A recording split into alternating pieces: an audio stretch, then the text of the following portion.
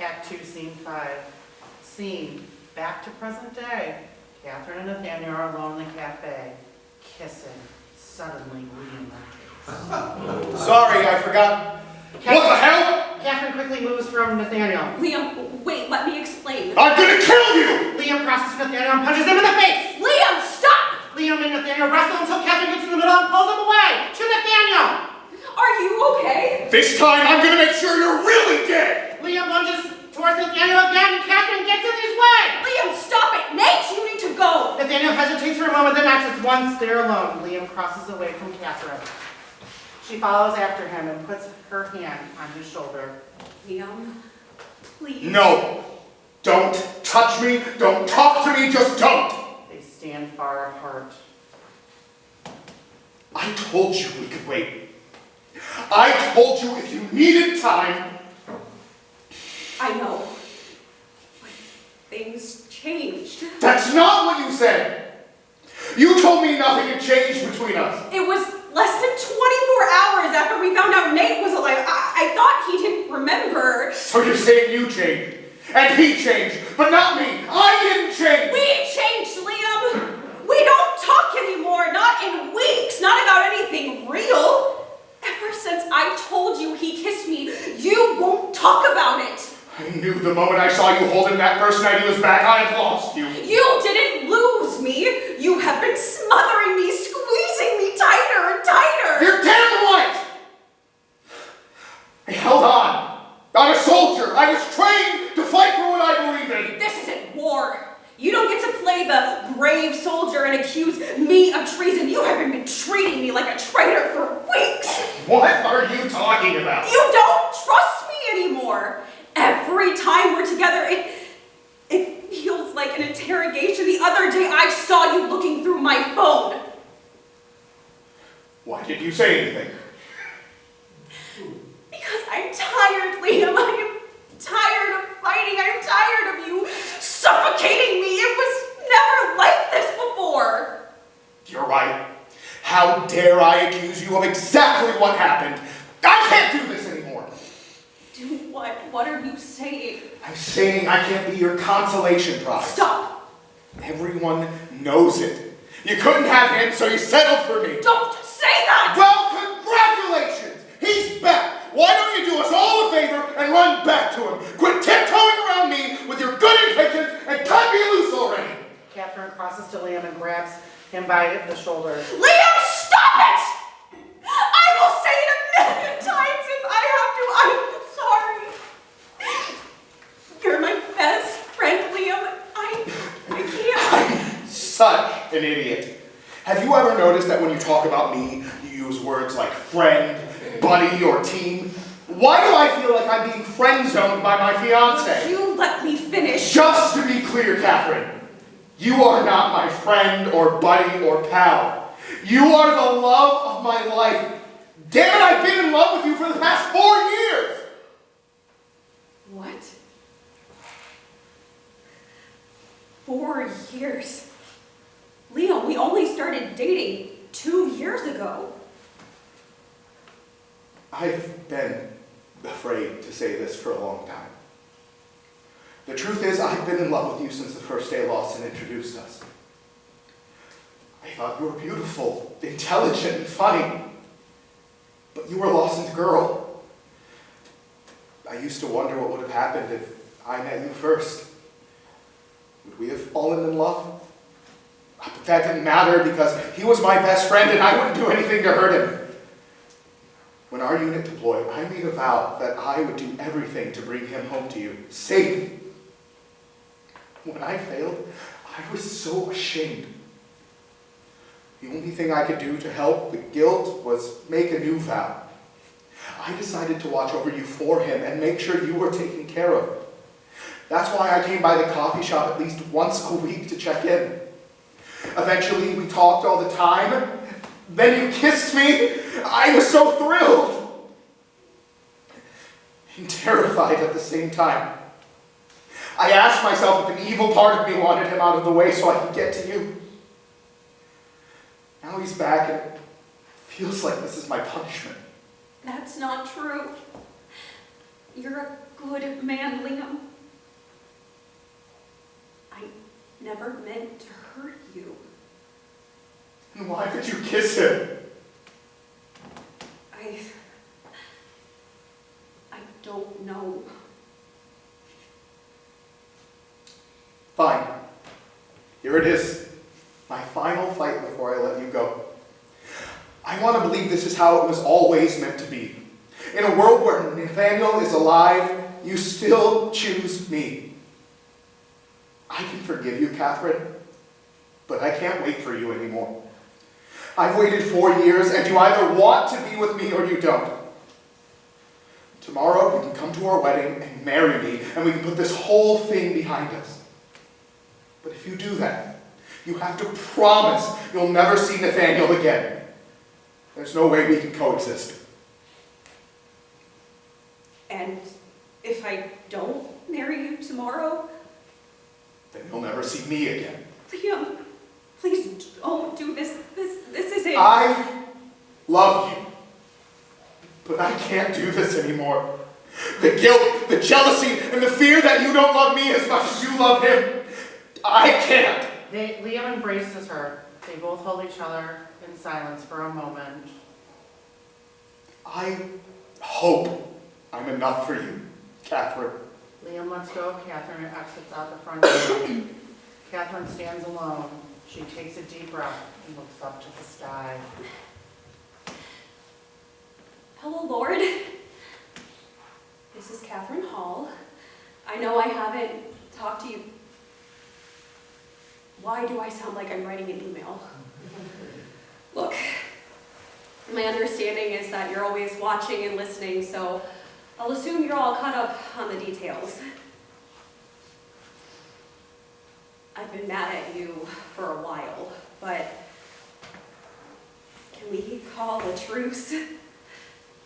They say you don't give people more than they can handle. Well, I think you've seriously overestimated me, mister. I miss you. Before Grandma died, we were so close. I used to feel you surround me when I would sing in church. After she died, I felt abandoned. Where were you? I decided I didn't need you anymore, and I tried doing it on my own, but today, I messed up. I really did it this time. And I don't know what to do. I don't want to do this on my own anymore. I need you. So tell me, Lord, are you Team Nate or Team Liam? Mrs. Baker enters through the front door. Hello. I heard this place has the best cup of coffee in town. I'm sorry, but we're close. Mom? Hi, Kitty. What are you doing here? I'm here to see my kitty cats. No one has called me that since I was 7. Everyone calls me Catherine now. I hear you also go by a new name. Yes, Baker. I guess you got my letters? Yeah. After I got the first one about your new husband, son, and stepdaughter, I threw the rest into the trash. Sorry. You're sorry. It's been 17 years and that's all you can say? Of course not. I'm still in shock. I can't stop looking at you.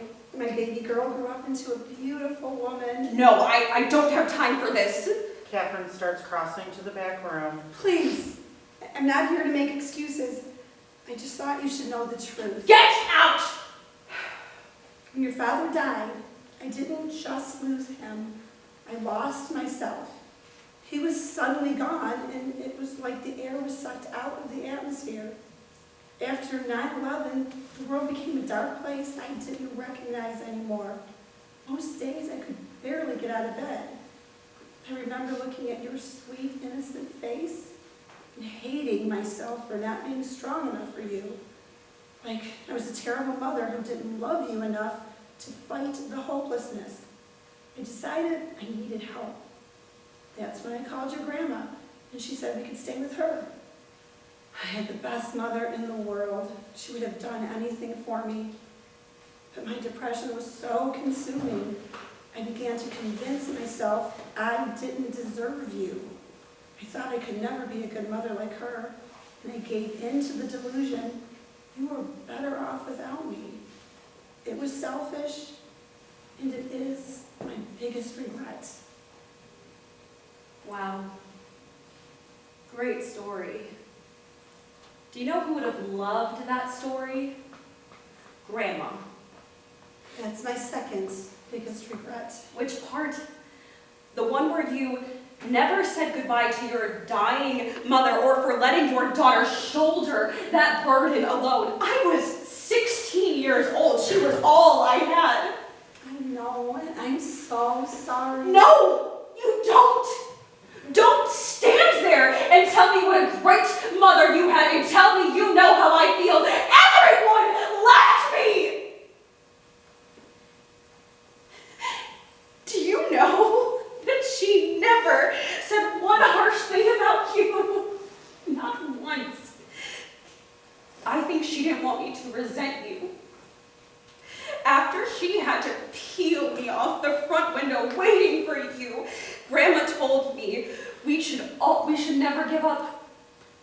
Mothers always love their daughters, and nothing can change that. She deserved better. We both did. You're right. You're right. I was a terrible daughter, and sadly, it's too late for us to reconcile. But I'm trying to change. I want to stop running from my problems and rebuild the bridges I burned. Great.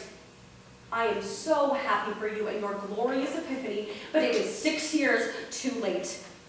I want you to leave, but before you go, answer one question. Why are you here? Why, of all the days to slither back into my life, did you choose today? I got your wedding invitation. Who sent it? I promised I wouldn't say. Wow, ladies and gentlemen, it's Julie 2.0, aka Miss Baker. Not only does she build bridges, but she also keeps her promises. What did you give me as my wedding present? The American Girl doll you promised for my 6th birthday? All right, keep them coming. I'm sorry. Is this not fun for you? Is this not the warm, fuzzy reunion you dreamed of? Tell me. It sure as hell wasn't me. It was Liam. I got it 2 months ago with a note from him that a mother shouldn't miss her daughter's wedding. Catherine is silent. Don't be mad at Liam. It's me you're angry with. Angry? No. I was angry for 10 years. Then, after Grandma's funeral, I realized something. Anger is an exhausting emotion. I didn't have the energy to waste it on a person who doesn't have the courtesy to think about me. That's when I decided that I was an orphan because you were dead to me. I'm not interested in reconciliation, Miss Baker. I have a lot to figure out before tomorrow, and I don't have the stamina to deal with skeletons in my closet. Catherine exits into the back room. You're just like him. It's scary how much you remind me of him. From the back room. Bringing up sweet anecdotes about how my father's eyes isn't going to work. You have his eyes, but you also have his stubbornness. It used to drive me crazy. It's funny, after he was gone, that's one of the things I miss the most. And you're wrong. I did think about you every day. Not one day went by that I didn't picture all the things I was missing. Catherine stands in the doorway. I know it's been a long time coming, and I don't know if we'll ever be okay, but I knew this was my last chance. I couldn't miss seeing my daughter as a beautiful bride. Not this one. I know you don't believe me, but I'm here for you, Catherine. Catherine is frozen. She eventually takes a deep breath and takes steps toward Mrs. Baker. Just to be clear, the only reason I'm letting you come tomorrow is because I know it's what Grandma would have wanted. This doesn't change anything. Catherine crosses to the coffee pot and pours a cup. Then she crosses towards Mrs. Baker. May not matter since there might not be a wedding. Thank you. This is for me. I heard. How? At the diner, I was eating lunch and working up the courage to come and talk to you. Everyone was talking about a guy coming back from the dead, so I assumed it must be from a popular TV show, like a soap opera. I was on my 3rd cup of coffee and my 5th donut when they started taking bets on Team Liam versus Team Nate. I realized they must be talking about your fiancé, so I came here. Well, that's just great. I'm confused. Why don't you tell me the whole story? Trust me, the whole story would only confuse you more. I heard you praying when I came in. Yeah, until you interrupted, which is likely my punishment for ignoring him for the past 3 years. I had a long drought myself. Let me guess, you found Jesus again. It's more complicated than that, but yes. I renewed my faith shortly after I met Stephen. As much as I would love to hear the story. Please, I'm here to help. Why? Because in the most challenging moment of my life, I went to my mother for help.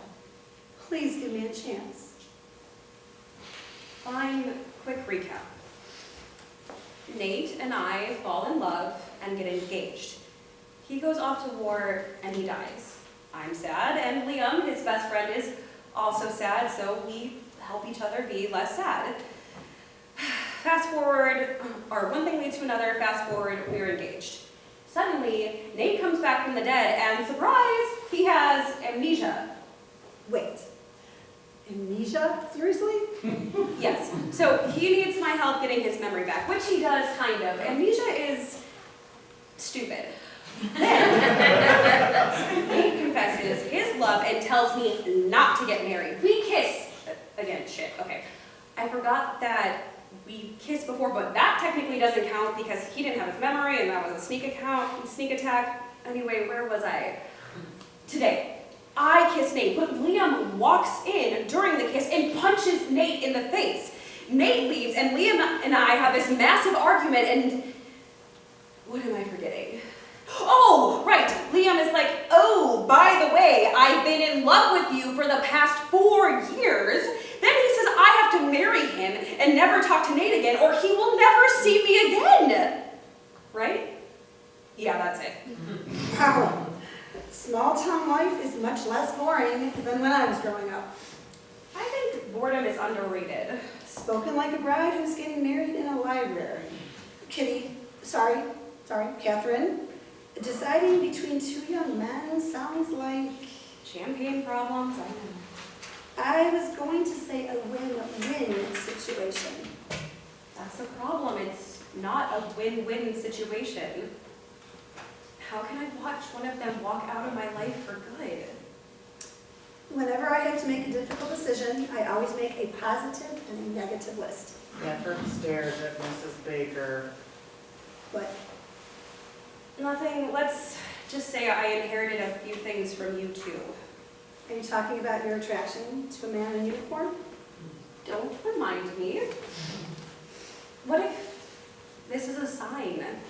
The first time I'm getting married, he died. The next time I'm about to get married, the first one comes back from the dead. When Nate showed me that photo... What photo? Oh, right. When Nate was lost in the desert with no identity, he had a photo of me that I guess gave him the will to live. I knew I was forgetting something. Wow. I should write this down. One of the ladies at my church knows Nicholas Sparks. Well, she knows someone who works with his niece. Anyway, I thought the universe was telling me I was always meant to be with Nate. So if that's really what you believe, that the universe saved Nate so you could be together, then why haven't you called off your wedding? What's stopping you? Because then I realized maybe it was fate that Nate had to die so I could be with Liam. He's right, that's the only way we could be together. So fate is telling you to choose Liam? That's what I thought. But then he had to give that stupid ultimatum.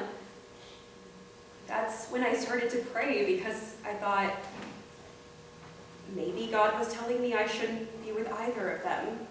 Why would God bring two good men into your life if he wanted you to be single? I have spent so much time focusing on the wedding, but every time I think about what comes next, I'm terrified.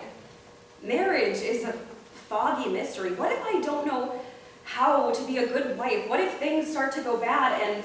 They leave you? No, I'm used to being alone. Then what are you afraid? Are you afraid of becoming me? Catherine is silent. You're afraid of hurting them the way I hurt you. I have spent my life actively trying not to be like you. But what if it's not up to me? What if it's in my blood? Why do I get to ride off into the sunset with Prince Charming and leave the other in the dust? Showing up in a white dress doesn't make me the heroine. It doesn't make me pure, make me worthy. Maybe they're both better off without me. Let me be a cautionary tale about self-fulfilling prophecies. I was deceived by fear because I wasn't the perfect mother. Now I know the truth. Perfect mothers don't exist. Neither do perfect wives or perfect marriages. And while you may share my blood, you are not me. Catherine, no. This is not about fate, the universe, or divine intervention telling you to be alone forever. Fairy tales are fiction for a reason. Your wedding day is not the happily ever after. It's day one of choosing to love another person for the rest of your life. Love's not a destination, it's a choice. You simply choose to love, and it's a choice that you, my dear, are worthy of making. Catherine slowly crosses to Mrs. Baker and gives her a long hug. First, Mrs. Baker is stunned. Then, they both hold each other for a moment. Thank you. Why? Because I really needed my mom. We're out of donuts, but how about a 5th cup of coffee? I'd love some.